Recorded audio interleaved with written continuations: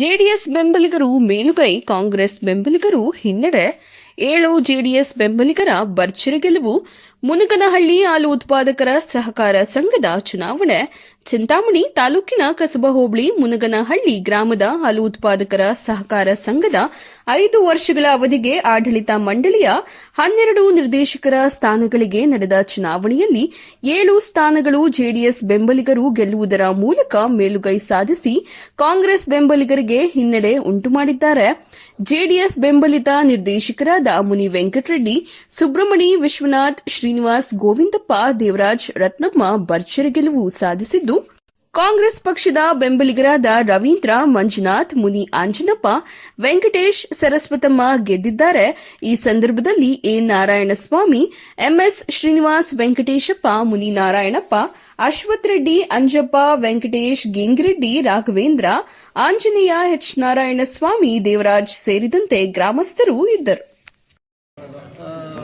ವಿಜಯಶಾಲಿಗಳಾಗಿದ್ದೀವಿ. ಇನ್ನೂ 2 ಸ್ಥಾನ ಬರಬೇಕಾಗಿತ್ತು. ದುರಾದೃಷ್ಟ ಒಂದು ಸೀಟು, 1 ಓಟು 3 ಓಟಲ್ಲಿ ಇನ್ನೂ 3 ಸೀಟು ಹೋಗಿದೆ. ಈ ಹಿಂದಿನ ಆಡಳಿತಾವಧಿಯಲ್ಲಿ ನಡೆದಂಥ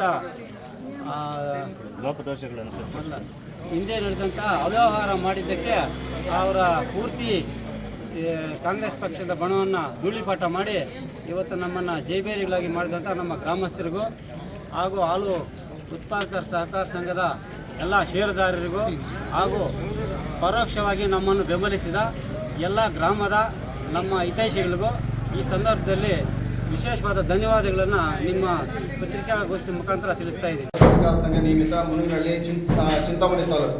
ಇದಕ್ಕೆ ದಿನಾಂಕ 28/1/2024 ಚುನಾವಣೆ ನಡೆದು ಈ ಕೆಳಕಂಡ ಅಭ್ಯರ್ಥಿಗಳು ನಾನು ಹೇಳ್ತೇನೆ ಹೆಸರು, ಅವರು ಮುಂದಿನ 5 ವರ್ಷಗಳ ಅವಧಿಗೆ ಆಯ್ಕೆಯಾಗಿದ್ದರು ಎಂದು ತಿಳಿಸ್ತಾ ಇದ್ದೀನಿ.